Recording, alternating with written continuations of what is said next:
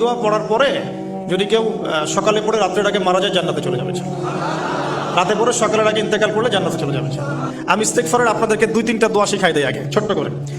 1 number, যারা একটু পড়াশোনা করেন মাশাআল্লাহ তারা এইটা পড়বেন, সাইয়্যিদুল ইস্তেগফার। সাইয়্যিদুল ইস্তেগফার আমার সাথে বলবেন, আল্লাহুম্মা আনতা রাব্বি লা ইলাহা ইল্লা আনতা খালাকতানি আনা আবদুক ওয়া আনা আলা আহদিক ওয়া ওয়া'দিকা মাস্তাতা'ত আউযু বিকা মিন শাররি মা সানা'ত আবু'ু লাক বিনি'মাতিকা আলাই ওয়া আবু'ু বিযানবি ফাগফিরলি ফাইন্নাহু লা ইয়াগফিরু যুনুবা ইল্লা আনতা।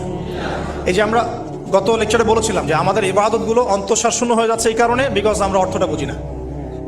এই যে দোয়াটা আপনি করলেন, নবী সাল্লাল্লাহু আলাইহি ওয়াসাল্লাম বলেছেন যে এই দোয়া পড়ার পরে যদি কেউ সকালে পড়ে রাত্রের আগে মারা যায় জান্নাতে চলে যাবে, রাতে পড়ে সকালের আগে ইন্তেকাল করলে জান্নাতে চলে যাবে।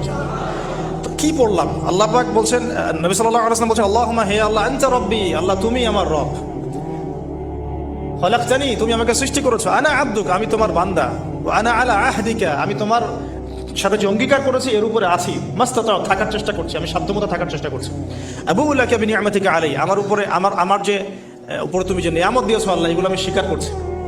হে আল্লাহ তুমি আমার উপর যত নিয়ামত দিয়েছো আমি স্বীকার করছি, ওয়া আবু'ু বিযানবি আমার যত গুনাহ আল্লাহ সব স্বীকার করছি। এইভাবে যদি বান্দা আল্লাহর কাছে দোয়া করে আল্লাহ মাফ করবেন না? সুবহানাল্লাহ।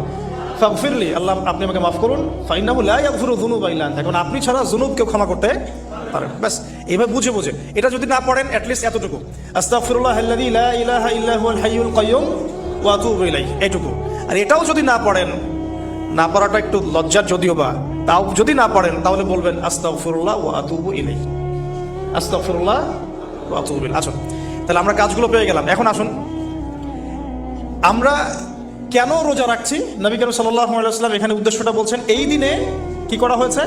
মুসা আলাইহিস সালাম এবং তার কওমকে নাজাত দেওয়া হয়েছে, ফিরআউন তার কওমকে ডুবিয়ে দেওয়া হয়েছে। এই তো এই রোজার সাথে কিন্তু হুসাইন রাদিয়াল্লাহু আনহুর কারবালার শাহাদাতের কোনো সম্পর্ক নাই।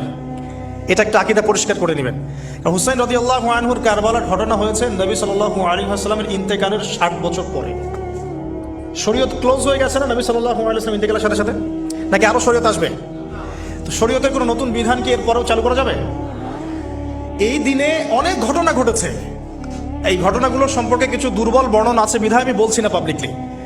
বলা হচ্ছে এই দিনে নূহ আলাইহিস সালামের কিস্তি, ওই যে কিস্তি প্লাবনে ভেসে ভেসে এই দিনে জুদি পাহাড়ে এসে নোঙর করেছে, এরকম অনেক ঘটনা। এই দিনে